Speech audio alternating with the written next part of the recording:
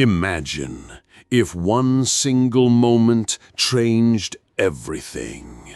What if a hero made a dark choice, a villain found redemption, or a forgotten survivor altered the galaxy's fate?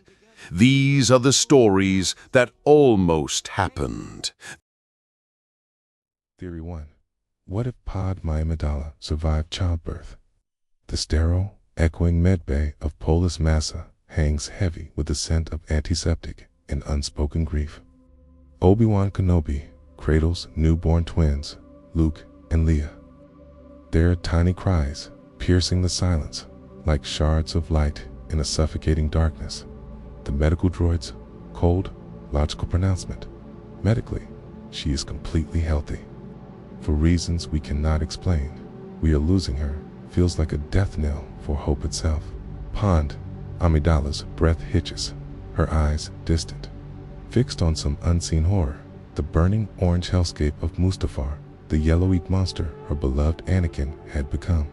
Her heart isn't failing, it's shattering. But what if, in that final moment of despair, the fierce, indomitable spirit that defied trade federations and rallied planets sparked one last time? What if the sound of her children's cries, raw, alive, demanding, pierced the veil of her broken heart? A ragged gasp, then another, color, faint but undeniable, returns to her cheeks. Her eyelids flutter open, not with the vacant sorrow of the dying, but with the steely, terrifying focus of a woman who has lost everything except her reason to fight. The galaxy's trajectory fractures. Obi-Wan's transmission to Yoda carries not just stunned relief, but profound unease. Padme's, but the vibrant, idealistic senator is gone. In her place is Mara Jade, a name whispered only in Bail Organa's most secure channels, a ghost haunting the nascent rebellion's shadow war. Her recovery is slow, physically arduous, emotionally harrowing. She assists in safe houses orbiting forgotten moons, her beauty hidden beneath utilitarian garb, her fire channeled into icy strategy. Bail Organa becomes her shield and confidant, but their dynamic shifts. She is no longer his peer in the Senate. She is his most lethal asset, his secret strategist. Her knowledge of Republic bureaucracy, Palpatine's psychological weaknesses, and the labyrinthine corridors of power is unparalleled. She drafts the rebellion's early propaganda, not hopeful pleas, but devastating indictments of imperial hypocrisy, using Palpatine's own words against him, edited with surgical precision.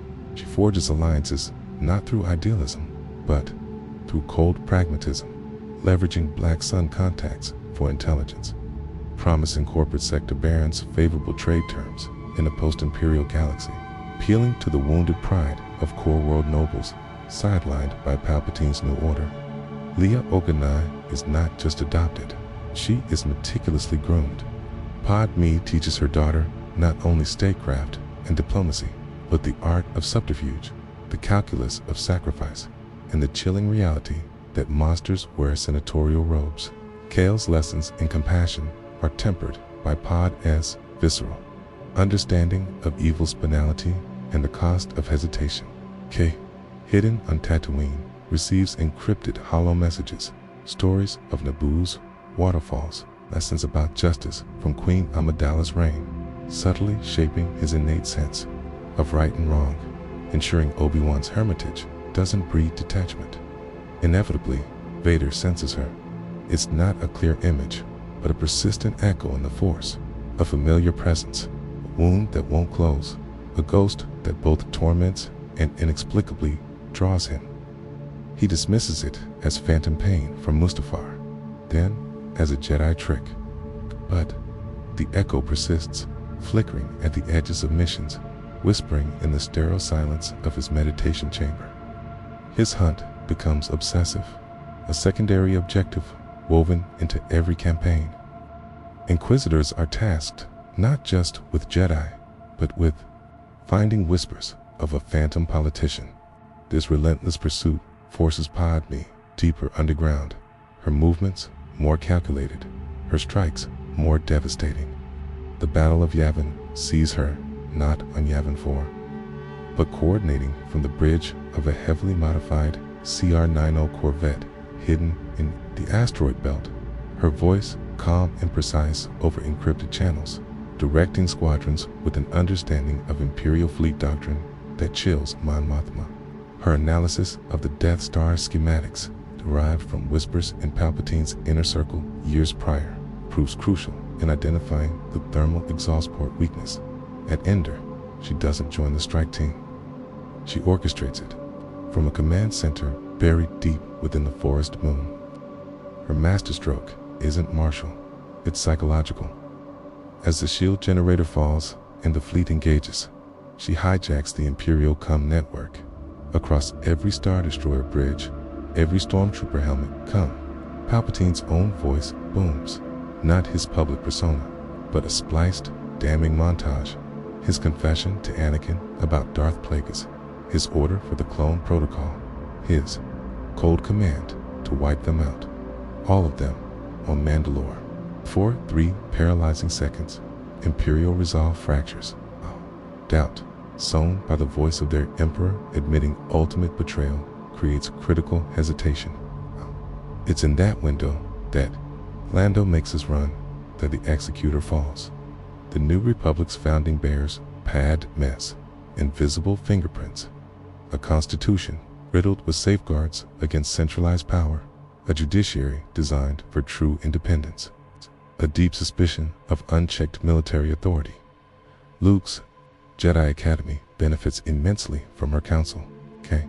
She understands the seduction of power better than any surviving Jedi. Anakin's redemption, when it comes on the Death Star 2, is infinitely more agonizing. Facing Luke's light is one thing.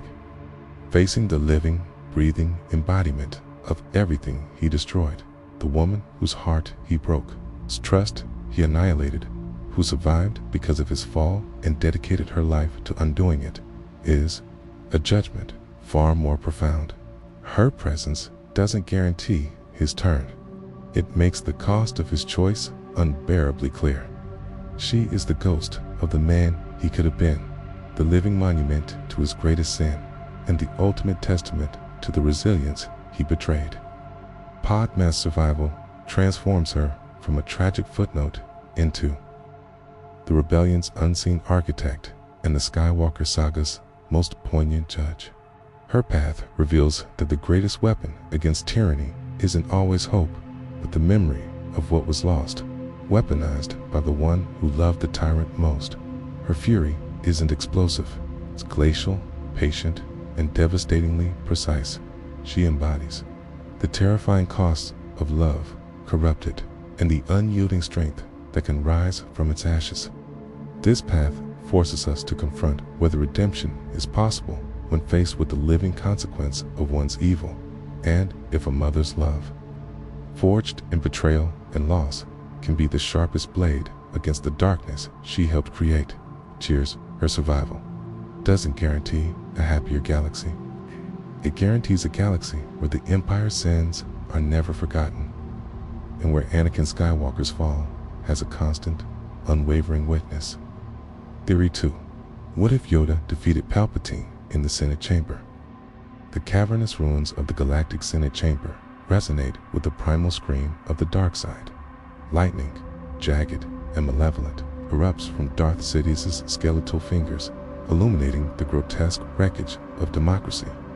Against this maelstrom stands Yoda, a flickering emerald candle in a hurricane of shadow. Centuries of serenity are stripped away, revealing the warrior philosopher beneath. Meeting Sith fury with the focused, incandescent power of the light, he leaps, flips, a whirlwind of Ataru mastery, deflecting lightning, shattering hurled Senate pods with precise force pushes. Sidious cackles, drunk on power, confident in his victory. Yoda feels the dark side's crushing weight, the strain, in his ancient bones. But what if, in Sidious's moment of gloating triumph, his arrogance created an opening? What if Yoda, drawing not just on his own power, but on the accumulated light of every Jedi who ever lived, every life protected, every moment of peace defended, performed a feat of force mastery unseen for millennia. Okay, he doesn't merely absorb or deflect the lightning. He reflects it, channeling Sidious's own hatred, his malice, his fear of death, back upon him in a blinding, concussive wave of pure energy.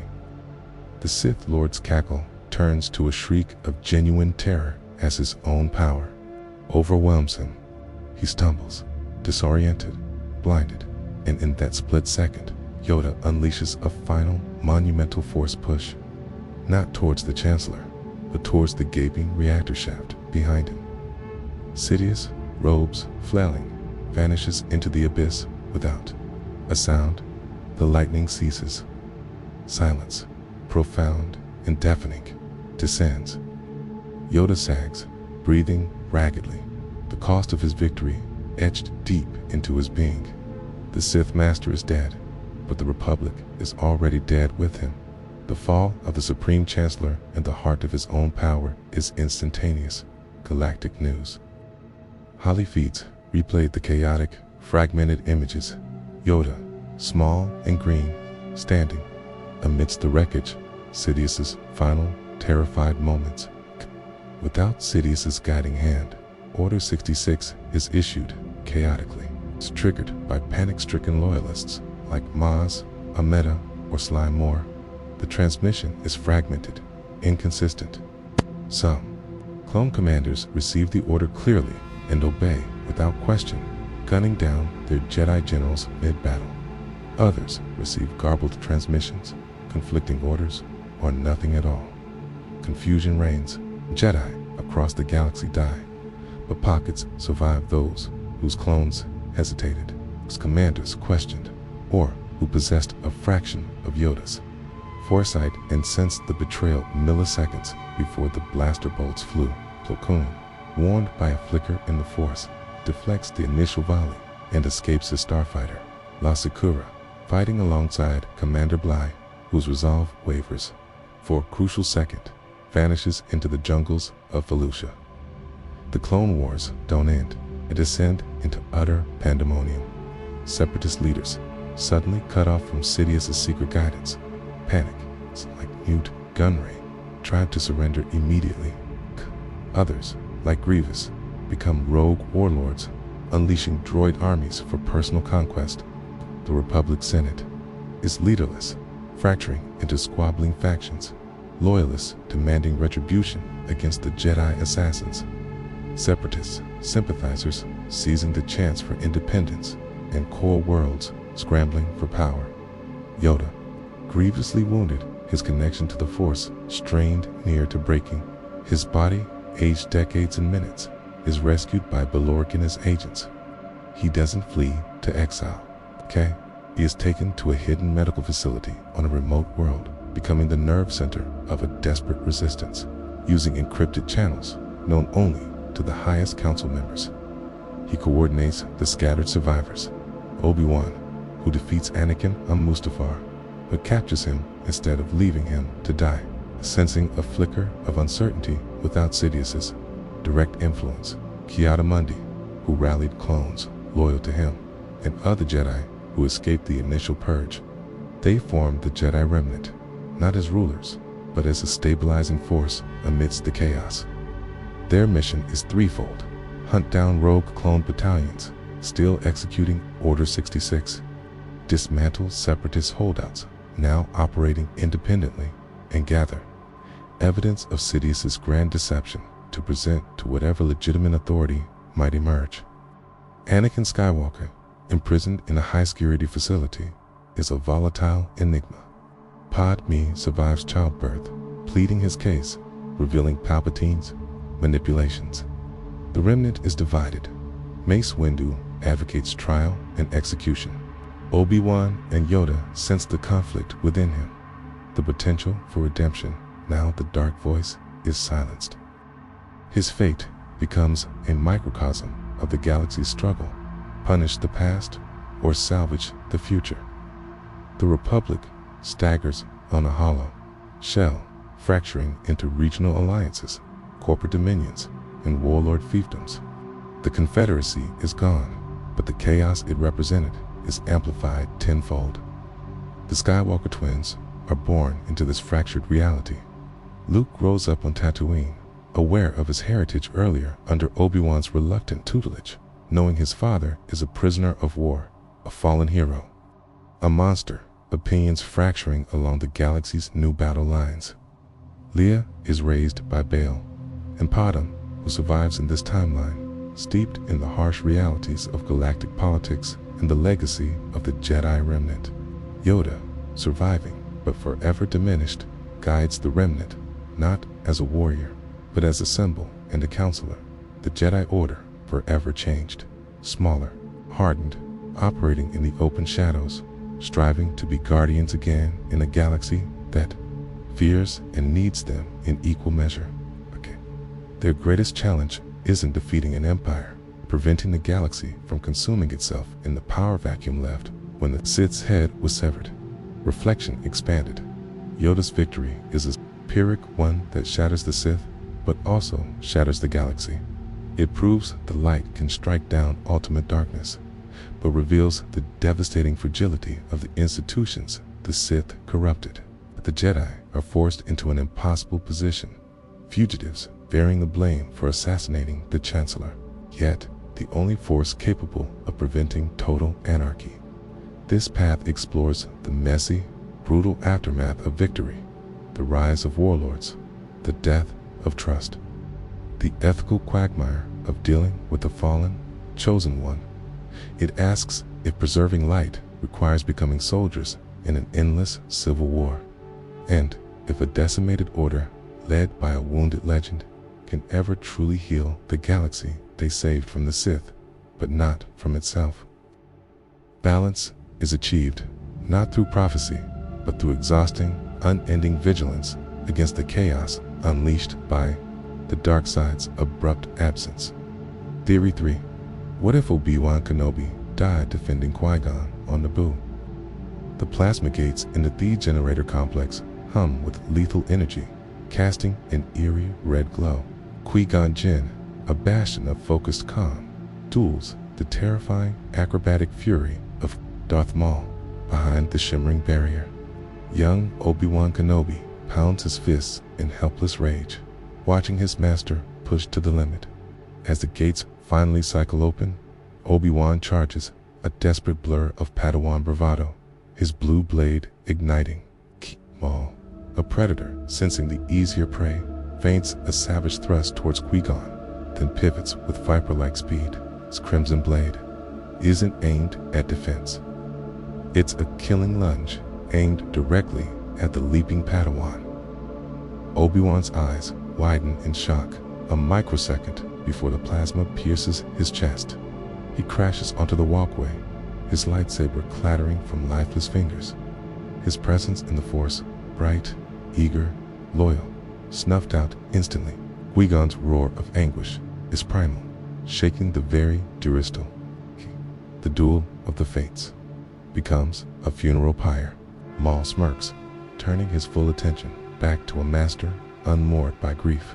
Qui-Gon survives the duel, defeating Maul in a frenzied, grief-stricken rage that leaves him wounded and spiritually scarred. He returns to Coruscant with Anakin Skywalker, but the weight of Obi-Wan's death is a crushing shroud over his usually unorthodox spirit. The Council, reeling from the Sith's confirmation and Qui-Gon's loss, grants his request to train Anakin, partly out of respect for his sacrifice, partly out of fear of what his grief might drive him to if denied.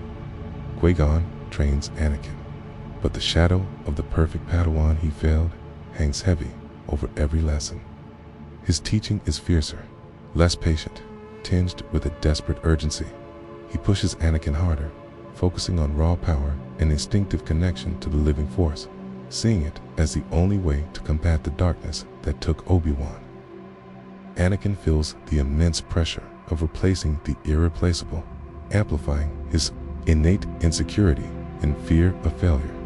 Palpatine, recognizing the chasm of grief, becomes an even more crucial, insidious father figure, offering sympathy, validation, and subtle critiques of Qui-Gon's harsh methods.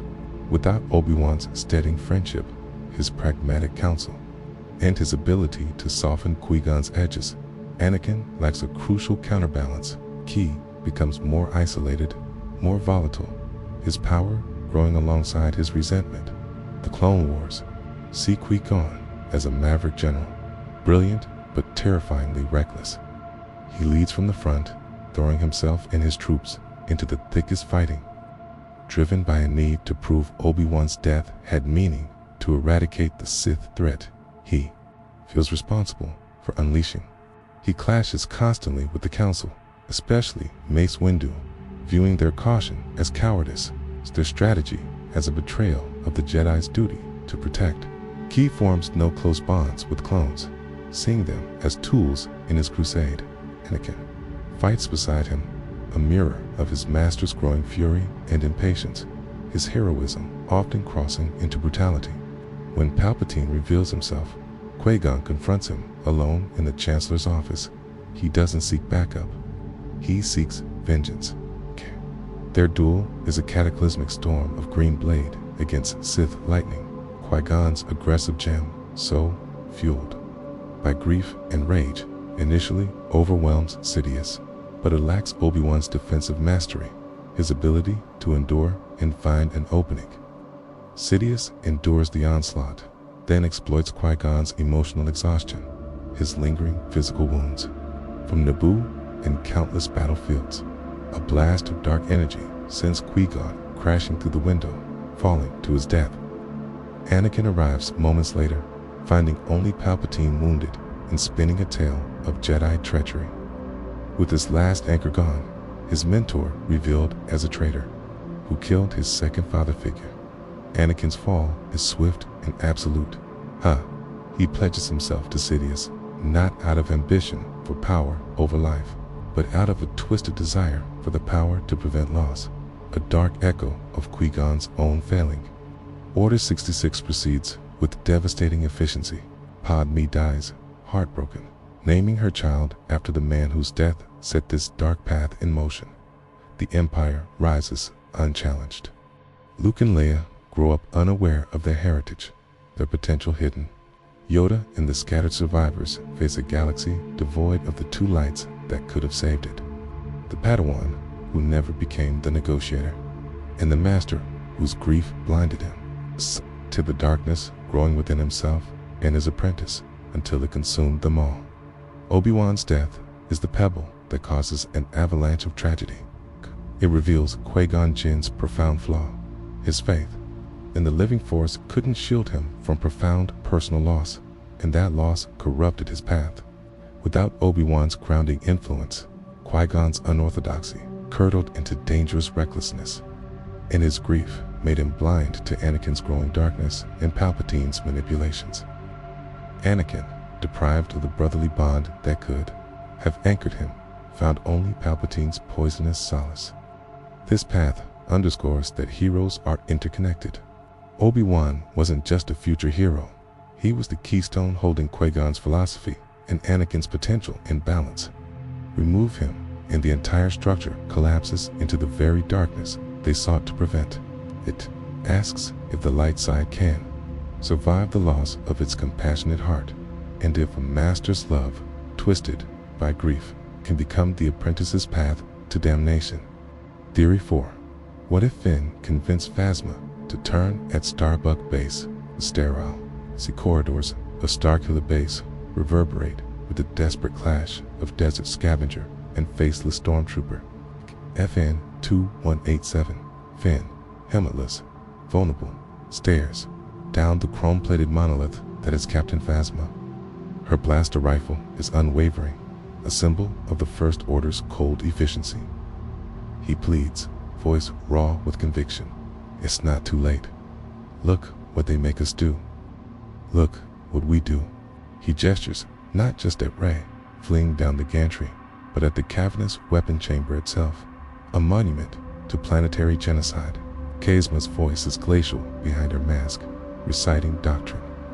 But beneath the polished armor, forged in the crucible of Parnassus's brutal survival, a sliver of memory surfaces, not of glory, but of meaningless waste, of children's sacrifice to the First Order's machine. Finn's defiance isn't just rebellion. It's a mirror reflecting her own buried doubts. The conditioning, ... Finn gasps, seeing a minuscule hesitation in her stance, ... It can be broken. A heartbeat stretches into eternity. Then, the impossible. The chrome helmet dips in a single, barely perceptible nod. The rifle lowers. Go, now. Finn doesn't hesitate, sprinting after Rey. Phasma watches him go, then turns, her blaster firing not at Finn, but at the control panel behind her, short-circuiting the door mechanism, buying them precious seconds. Phasma's defection is silent, absolute, and lethal.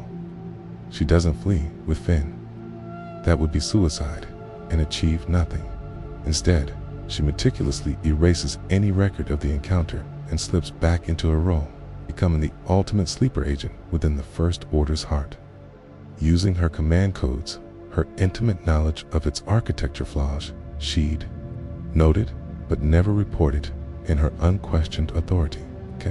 She becomes Snoke's worst nightmare, a ghost in the machine. She feeds critical intelligence to the Resistance through Finn, using dead drops, encrypted data spikes disguised as routine maintenance logs, and untraceable cum bursts. The assault on Starkiller Base is transformed from a desperate gamble into a precision strike. Poe Dameron's trench run exploits weak points in the oscillator's thermal shielding Phasma revealed, allowing his torpedoes a cleaner path. Han and Chewie's mission to lower the shields is executed with eerie smoothness.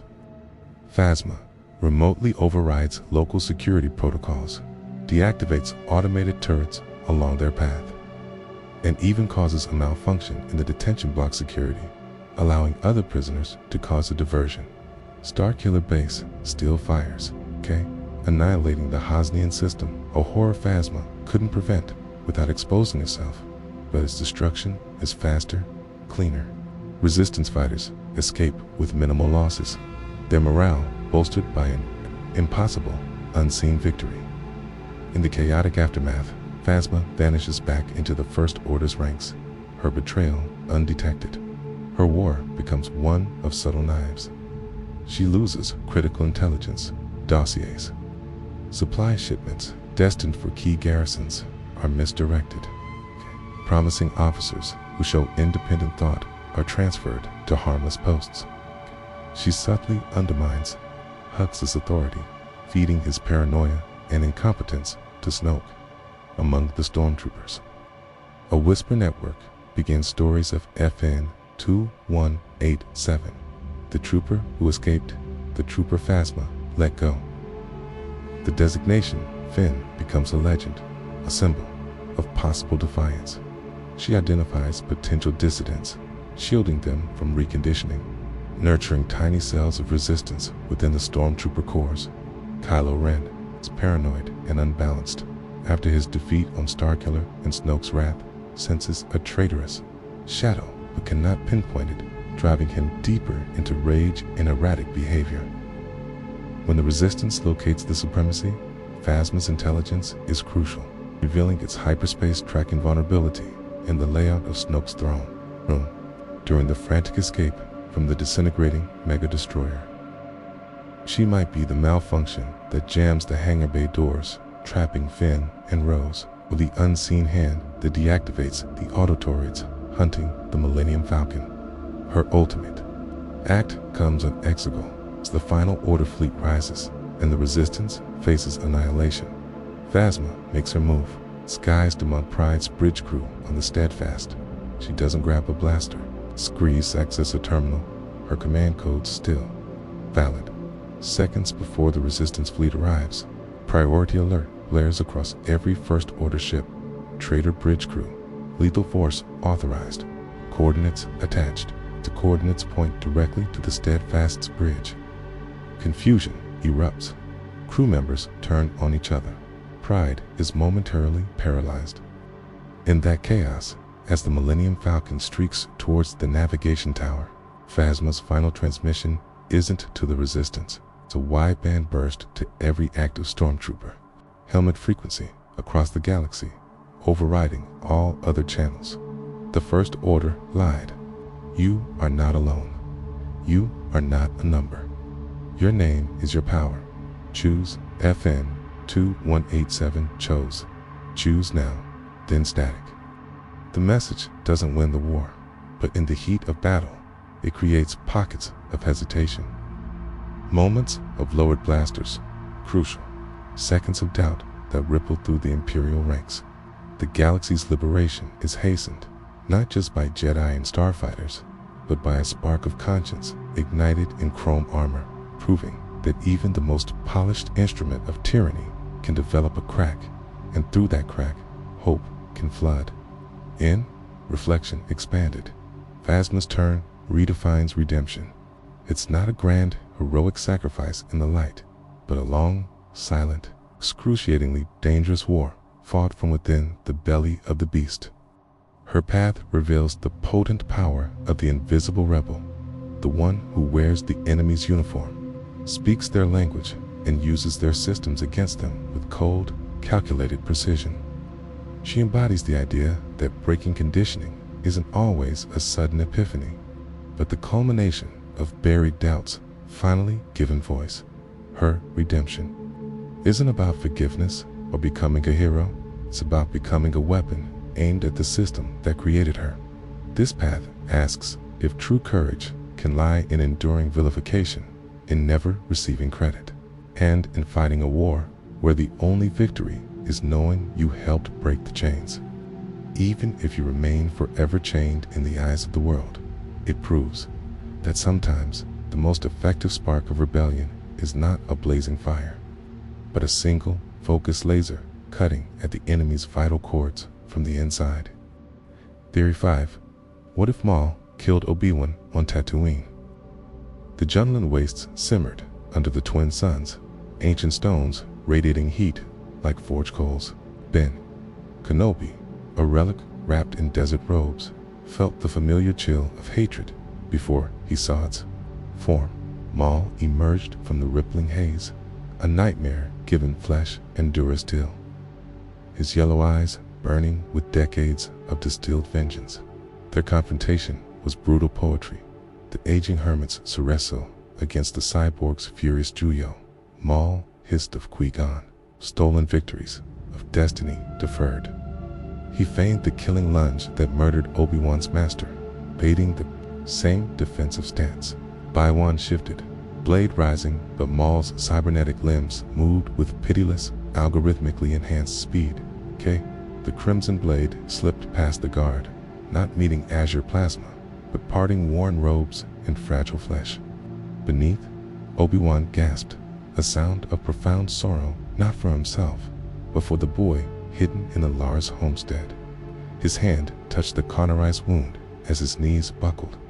Run, Luke, He breathed, life fleeing into Tatooine's indifferent sands. Maul stood over his nemesis, panting, the taste of victory ashen in his mouth. Teeny felt hollow, until he sensed it. Skywalker, raw, untamed power radiating from the moisture farm like a beacon, ignoring Owen Lars's futile blaster bolts pinging off his armor. Maul stalked toward the homestead. He found Luke Skywalker not as a trained apprentice, but a raw, terrified teenager reeking of Anakin's potential. Maul saw not a student, but a weapon and instrument of vengeance against Sidious, against the galaxy that discarded him. Ki didn't kill the boy. Ki took him. Luke's life became a waking nightmare. On a nameless moon in wild space, Maul's training was torture disguised as instruction. He broke Luke's spirit with isolation, physical agony, and psychological torment, twisting his innate power into a conduit for rage. He fed Luke curated lies. Obi-Wan murdered his father. The Jedi betrayed the Republic. Compassion was weakness exploited by tyrants like Palpatine. His connection to the Force, once a latent potential, became a storm of dark energy, honed into lethal efficiency. He learned not lightsaber forms, but how to inflict maximum pain.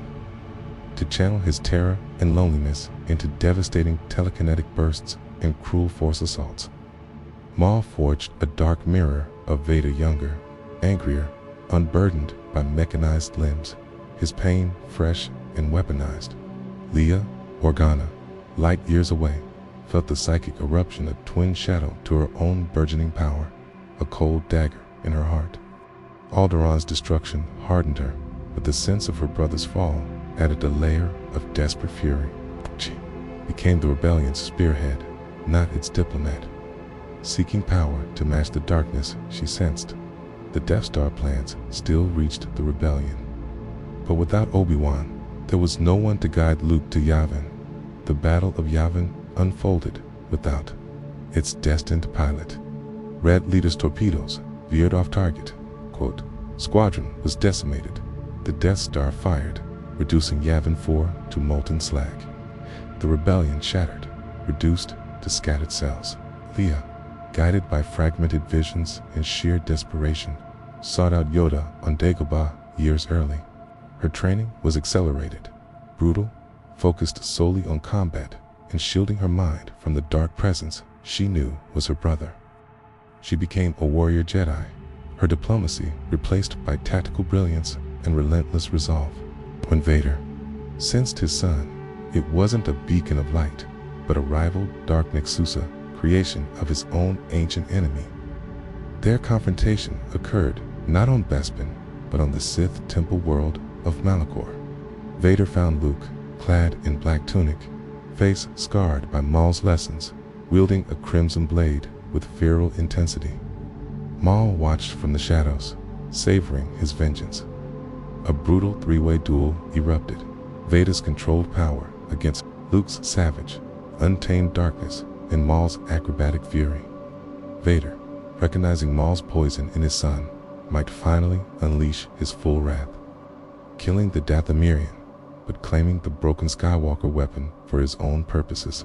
Or Luke, consumed by the darkness Maul nurtured, might turn on both Sith Lords, his rage transcending loyalty, becoming an independent, terrifying force of chaos, a dark side warlord, carving his own bloody path through the galaxy. A teen, observing through the Force, wouldn't despair. He'd see a volatile new piece on the board, a wild card to be manipulated or destroyed. The rebellion, already fighting for survival against the Empire, now faced an even more horrifying enemy, the corrupted Chosen One, a monstrous shadow cast by Obi-Wan's failure on the desert sands. Reflection expanded. Obi-Wan's death on Tatooine isn't just the loss of a guardian, it's the perversion of the galaxy's hope. Maul's victory transforms Luke from the New Hope into the Herald of Darkness. This path explores the terrifying malleability of power and the ease with which destiny can be poisoned by bitterness and vengeful mentorship. It asks, can light prevail when its first line of defense falls before the battle truly begins? Does the potential for good within the Chosen One matter when nurtured by hatred? Luke's corruption becomes the ultimate testament to Maul's enduring malice, proving that some victories aren't claimed on battlefields, but in the systematic breaking of a hero's soul. The galaxy isn't saved, it's inherited by the product of its greatest failure, a grim reminder that mentorship is a double-edged sword capable of forging saviors or monsters. Theory 6. What if the Jedi discovered Order 66 before the war ended? The sterile quiet of the Jedi archives was broken only by the hum of data terminals and the soft tread of Master Shak Ti. A nagging dissonance in the Force had drawn her back to the Kaminoan genomic records, specifically the neural architecture of the clone trooper template. Something lurked beneath the flawless sequencing, an anomaly, a subroutine buried so deep it defied casual inspection. What if her meticulous investigation, aided by Quinlan Voss's underworld contacts, uncovering whispers of contingency protocols, and bolstered by vivid, disturbing Force visions plaguing Master Yaddle, cracked the Sith code? What if, in a secured council chamber, holograms displaying schematics of biochips programmed for Jedi extermination flickered to life, casting grim shadows on the faces of Mace Windu, Yoda, and Plo Koon. The revelation was an ice bath. Trust, the foundation of the Jedi-Gear alliance, evaporated. The Republic they served was a Sith trap. Panic threatened, but Yoda's calm, ancient voice cut through it. Act, we must, but wisely. A desperate, multi-pronged strategy unfolded in absolute secrecy. Using their authority as Jedi generals, masters across the galaxy issued urgent, localized orders, mandatory neural recalibration scans for troop longevity, critical, firmware updates for enhanced combat efficiency, preventative inoculations against a fabricated separatist bioweapon. The ruse was a race against Palpatine's inevitable strike. On some planets, like Kashyyyk under Yoda, the procedure went smoothly, medics quietly removing or deactivating chips under Jedi supervision. On others, like Maijito under Ki-Adi-Mundi, clone commanders grew suspicious. Kini's agents, Tarkin, Maz Amida, loyalist senators intercepted fragmented reports, triggering localized, premature executions of Order 66. Chaos erupted galaxy-wide. Jedi found themselves fighting on 3 fronts: separatist droid armies, rogue clone battalions screaming, "Good soldiers, follow orders," and loyalist Republic forces, confused and enraged by the sudden Jedi betrayal. Key Jedi strongholds, the Temple on Coruscant enclaves on Ilum and Dantooine, became besieged fortresses. Ki, Obi-Wan, and Anakin, on the Outer Rim, fought a desperate, holding action to keep hyperspace lanes open for evacuation, their bond strained by the scale of the betrayal. Anakin, reeling from Padme's peril and the Council's secrecy, became dangerously volatile. Palpatine's whispers, promising order and safety for his wife, grew louder, more insidious. Palpatine, forced to accelerate his endgame, appeared before a terrified Senate. Holly footage, doctored, showed Jedi attacking loyal clones. He denounced the Order as traitors attempting a coup, poisoning the Republic military. The Senate, already under his thumb, declared the Jedi enemies of the state. The Clone Wars dissolved into a brutal, 3-way galactic civil war. Palpatine's loyalists' control of Coruscant, Senate, core worlds, partial clone army, the Jedi remnant, and liberated clones, scattered enclaves, outer rim strongholds. Clone legions with deactivated chips, and separatist holdouts, Grievous, Tambor, other warlords exploiting the chaos. Yoda and Mace led a daring, costly assault on Coruscant, not to win, but to rescue younglings and vital archives before withdrawing. Anakin, facing the collapse of everything, confronted Palpatine alone not to turn, but in the final, furious demand for answers. Their duels shattered the Senate rotunda.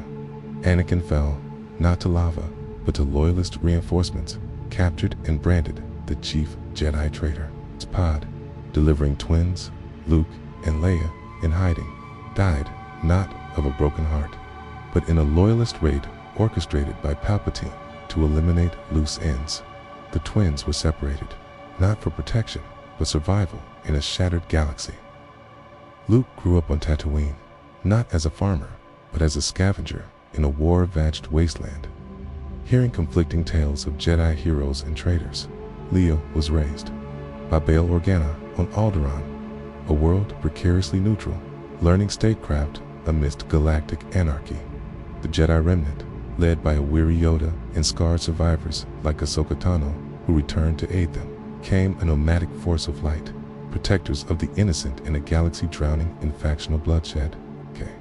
Their mission, not restoration, but mere survival and the preservation of hope against the Sith Lord's engineered apocalypse. Reflection expanded.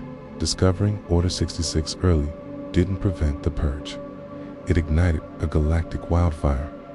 This path exposes the horrific cost of institutional betrayal and the fragility of trust built on lies. The Jedi are cast as villains by the very state they bled for, forced into a desperate guerrilla war for survival. It explores the ethical quagmire. Can you dismantle a trap when you're already inside it? How do you fight an enemy wearing the face of a brother? Anakin's potential fall is accelerated by the chaos, highlighting how easily fear and manipulation exploit noble intentions in times of crisis. The galaxy doesn't fall to an empire.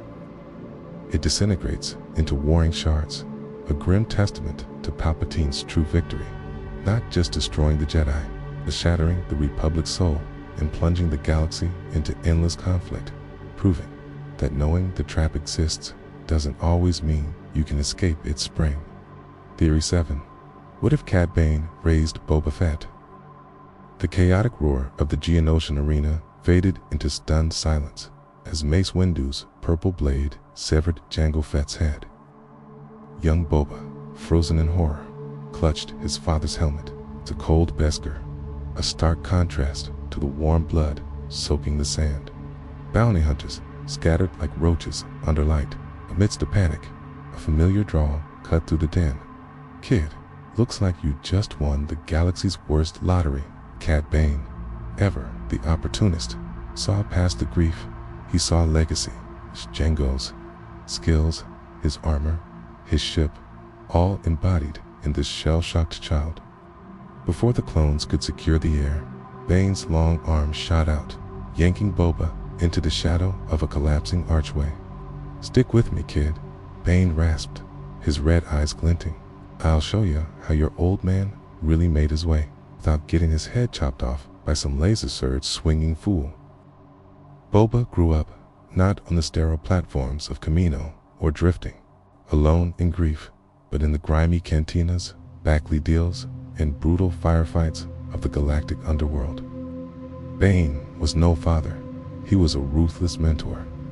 He taught Boba to trust no one, value credits above sentiment, and see every being as either a mark, a client, or an obstacle to be eliminated. Jango's combat training was amplified by Bane's cold pragmatism and flair for psychological terror. Boba learned to disintegrate targets, not just for efficiency, but to send a message. He learned to plant explosives with theatrical timing, to manipulate adversaries with carefully crafted lies, and to vanish without a trace.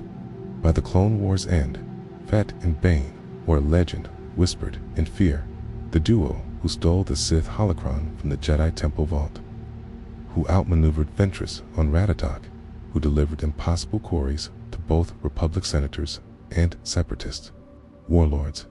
Their reputation eclipsed Jango's, built on ruthless efficiency and a signature brand of intimidating showmanship. Post-war, they thrived in the Empire's shadows. They took contracts from Vader himself, hunted Jedi survivors for the Inquisitorius, and pulled off heists that made Black Sun blush. Bane honed Boba's strategic mind, making him not just a fighter, but a master tactician of crime. The Sarlacc pit, an amateur mistake this Bubba would never make. He'd have mined the approach, jammed the skiff's controls remotely, and disintegrated Jabba from a kilometer away. When the Empire fell, Bane and Fett became kings of the ensuing chaos. They didn't claim planets. They controlled smuggling lanes, protection rackets, assassination markets with terrifying efficiency. Their network more feared than any warlord's army. Shin Jiren's quest to return Grogu would cross paths with this apex predator. Bubba Fett, seeing the child not as a foundling, but as an unprecedented payday or a key to ancient power, would hunt the Mandalorian with relentless, amoral precision. The Mandalorian covert on Navarro, not brothers, but competition to be eradicated. Boba's eventual rule on Tatooine isn't about honor or community. It's a brutal, efficient protection racket enforced with disintegration rifles and Bane's lingering. Behind Dessine's council, he wears the armor not as heritage, but as a brand, the most feared logo in the criminal galaxy. Reflection expanded. Bane's mentorship creates a Boba Fett utterly devoid of the conflicted honor that eventually surfaced in canon. This path explores the absolute power of influence, how mentorship can extinguish nascent nobility and forge a perfect, amoral weapon. Boba becomes less a character seeking identity and more a force of nature, the ultimate embodiment of the bounty hunter's credo, stripped of any redemptive potential. It asks, is legacy defined by blood or by the hands that mold it? Can a character retain depth when stripped of empathy? This Boba Fett is a dark testament to the power of cynical mentorship, proving that the galaxy's most dangerous predator might not be a Sith Lord, but a ruthless pragmatist who turns potential into profit without a flicker of remorse. He is Jango's skills weaponized by Bane's soul, a chilling evolution of the Fett legacy. Theory 8. What if Rey took Kylo Ren's hand in the throne room? The ruined throne room aboard the Supremacy reeked of ozone, spilled fuel, and the metallic temps of betrayal. Kylo Ren, supreme leader now, knelt amidst the carnage, his hand outstretched, not in plea, but in offering.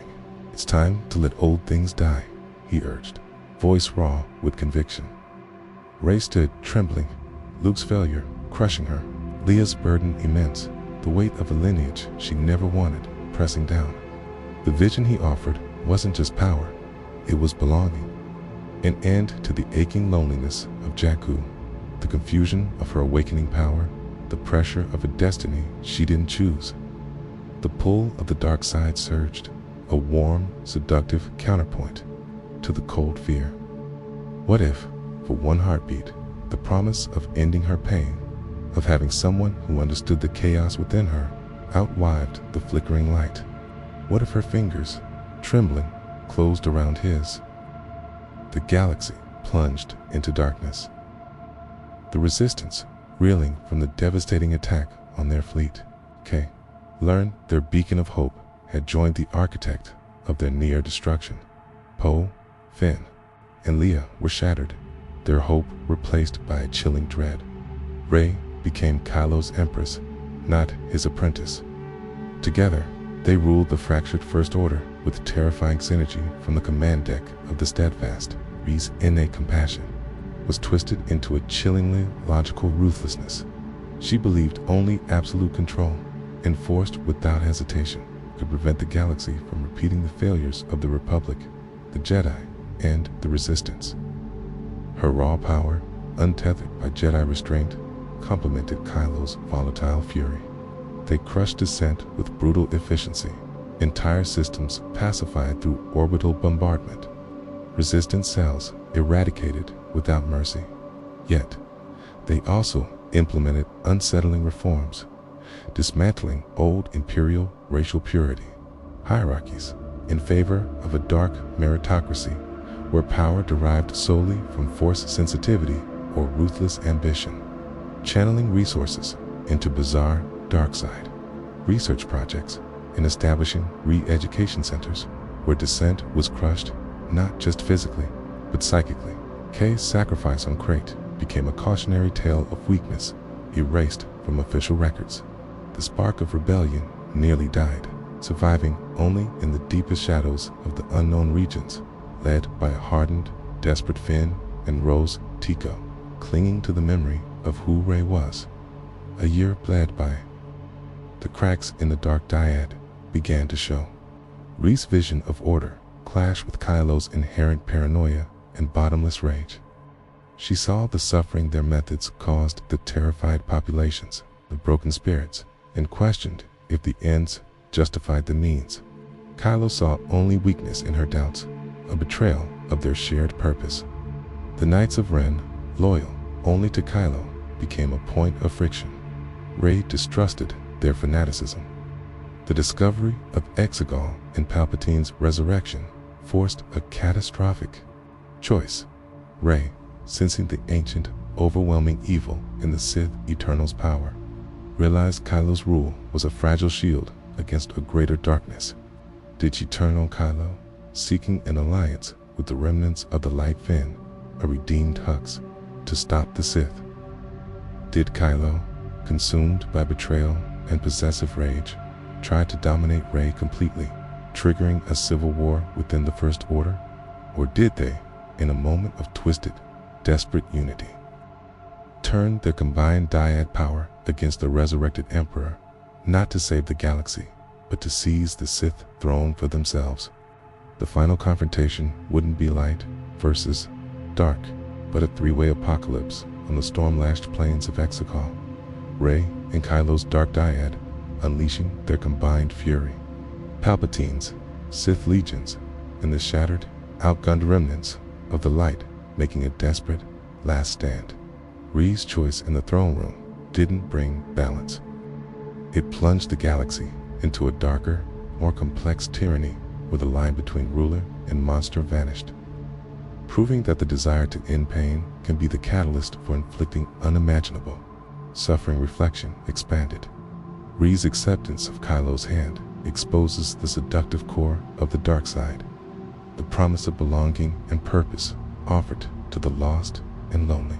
Her path explores how easily a hero's journey can detour into villainy when the need to end personal anguish overshadows empathy.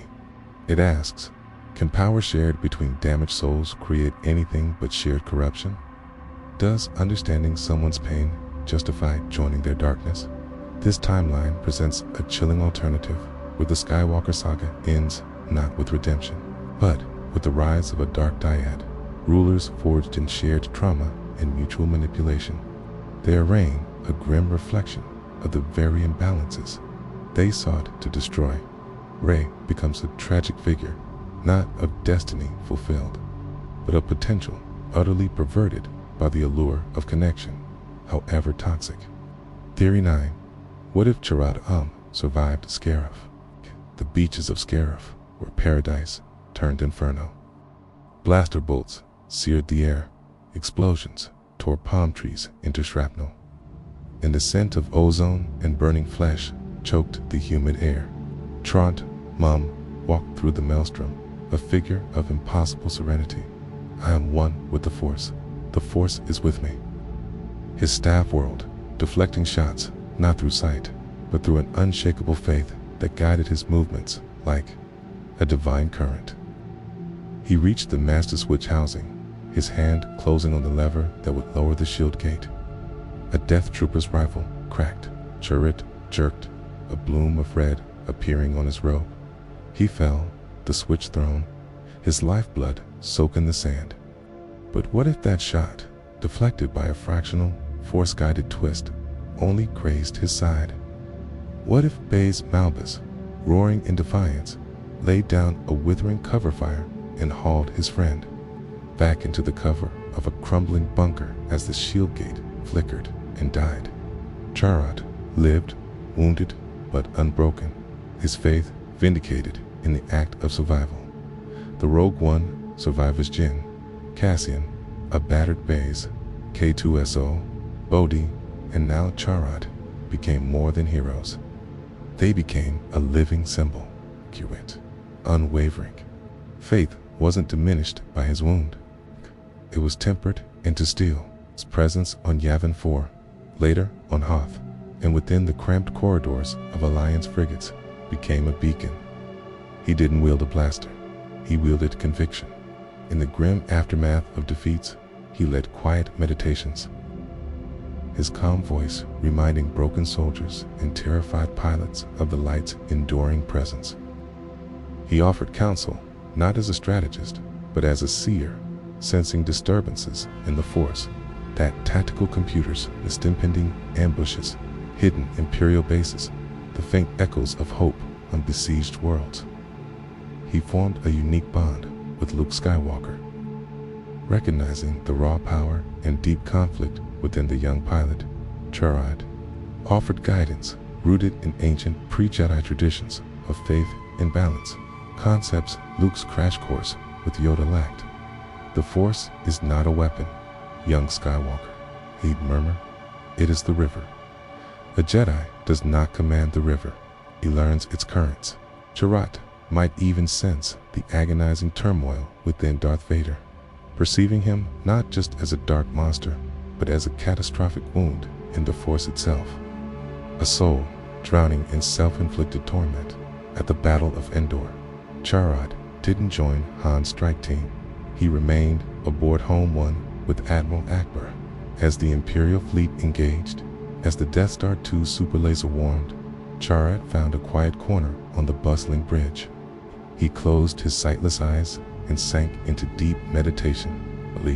He didn't attack, he shielded. A subtle, almost imperceptible bubble of force energy manifested around key rebel vessels Home 1, Liberty, the Millennium Falcon during its desperate maneuvers.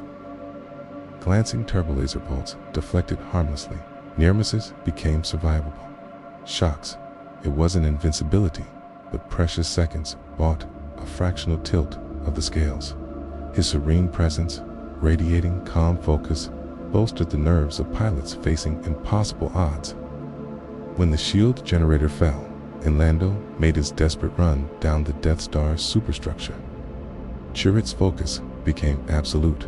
His whispered mantra was a lifeline thrown across the fleet, a final silent push against the crushing darkness. He survived the battle, a living legend whose blindness saw more than any sensor array.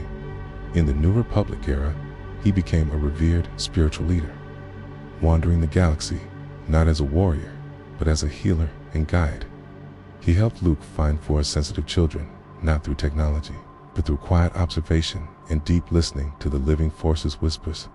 He established sanctuaries, places of meditation and reconciliation, reminding a war-scarred galaxy that the Force belonged not just to Jedi, but to all who sought peace and connection. He embodied the truth that faith, when unwavering, is a tangible force that can shield, guide, and ultimately help heal a broken universe. Reflection expanded. Chirrut's survival elevates faith from a passive comfort to an active, tangible power within the rebellion. His path proves that heroes manifest in countless forms, and that unwavering belief can be as strategically vital as a squadron of wings. He demonstrates that the light side's strength lies not solely in confrontation, but in profound resilience, in the quiet, persistent power of conviction that shields allies and sows doubt in enemies. Its presence offers a counterpoint to the Jedi's often martial focus, reminding Luke and the galaxy that the Force encompasses far more than combat. Chirrut becomes a living bridge between the mystical and the mundane, proving that true sight needs no eyes, and that the most potent weapon against despair is the unshakable certainty that light endures. He embodies the idea that rebellion, it isn't just fought with blasters, but with the quiet, indomitable strength of a spirit aligned with the light. Theory 10. What if Anakin discovered Palpatine's identity before Rut's? The opulent Chancellor's office felt suffocating, the air thick with false concern and the cloying scent of rare Coruscanti blossoms. Anakin Skywalker paced, tormented by visions of Padme's death, seeking solace from his mentor. Palpatine wove his tale of Darth Plagueis, his words honeyed poison promising power over life itself. Anakin's desperation was a chasm Palpatine eagerly filled. But what if, beneath the fear, Anakin's Jedi instincts, honed by war and Obi-Wan's training, finally pierced the veil? What if his gaze, drawn by a flicker of dark-side energy he couldn't ignore, locked onto an innocuous artifact on Palpatine's Deska Sith holocron disguised as a paperweight? Or what if Palpatine, in his theatrical relish, quoted an obscure Sith mantra verbatim, sending a chilling resonance through the Force that Anakin couldn't dismiss? The pieces snapped together with terrifying clarity. The kind mentor, the wise Chancellor, ... was the Sith Lord. You ... Anakin breathed, horror dawning, his hand instinctively dropping to his lightsaber. You're him? His lightsaber's ignited blue against the sudden, sickly yellow glare erupting from Palpatine's hands. The office became a maelstrom of shattering, transparent steel, hurled furniture, and crackling Force lightning. Anakin, fueled by betrayal, terror for Palm, and raw fury, attacked with everything he had. Palpatine, momentarily caught off guard, but still immensely powerful, met the assault with cackling glee and devastating Sith sorcery. Coruscant Guard burst in, witnessing only Jedi Knight Skywalker attempting to assassinate the Supreme Chancellor. Palpatine shrieked accusations of treason, ordering Anakin's immediate execution. Anakin, desperate to expose the truth, shouted his revelation, but his words were drowned by alarms and Palpatine's theatrical pleas. Outnumbered, outmaneuvered by the narrative, Anakin was forced to flee, a fugitive branded the galaxy's most wanted traitor. He raced to Padme, revealing the inconceivable truth. The Jedi Council descended into chaos. Mace Windu believed him instantly. Yoda felt the horrifying truth resonate in the Force, but proving it to a Senate under Palpatine's thumb was impossible. Palpatine seized the moment, declaring the Jedi Order traitors based on Anakin's attempted coup, triggering Order 66 prematurely and chaotically. The Clone Wars ended in an instant, replaced by the Jedi Purge. Anakin and a pregnant Pod became fugitives, hunted by clone troopers, Imperial agents, and even confused Jedi who blamed Anakin for triggering the catastrophe. The twins, Luke and Leia, were born in a hidden medical facility on a remote Outer Rim world. Padme, weakened by stress and childbirth, succumbed not to Facinda's despair, but to complications exacerbated by their fugitive existence. Anakin, now truly alone, became Jaden's soul, a phantom Jedi waging a Warman shadow war against a nascent empire. His missions: sabotage Imperial facilities, expose Palpatine's lies through hijacked broadcasts, often dismissed as rebel propaganda, and protect his children from afar. Obi-Wan, torn between duty and belief in his friend, became his reluctant, secret lifeline, providing information and discreet aid while publicly condemning the traitor Skywalker. Luke grew up with Owen and Beru on Tatooine, not as a simple farmer, steeped in stories of his fugitive father.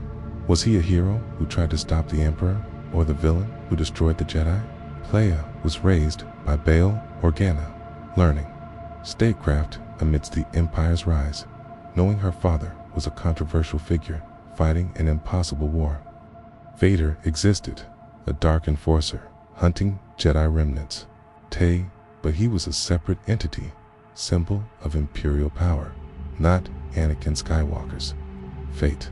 Anakin's struggle was constant, protecting his children, while battling the dark temptations Palpatine had already seeded within him the rage, the fear, the lure of power to impose order.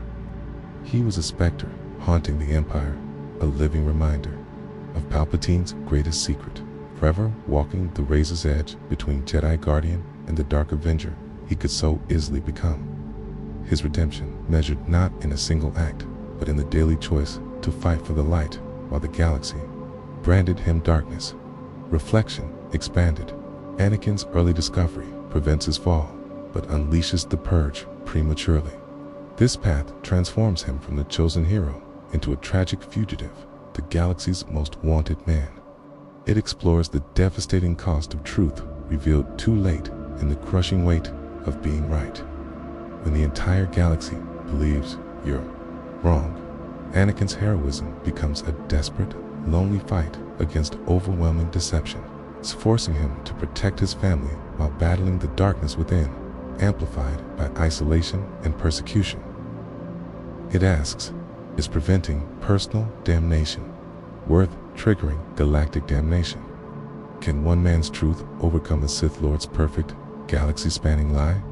This Anakin is a martyr to truth, a constant thorn in Palpatine's side, yet but also a cautionary tale about the catastrophic ripple effects of uncovering evil at the worst possible moment.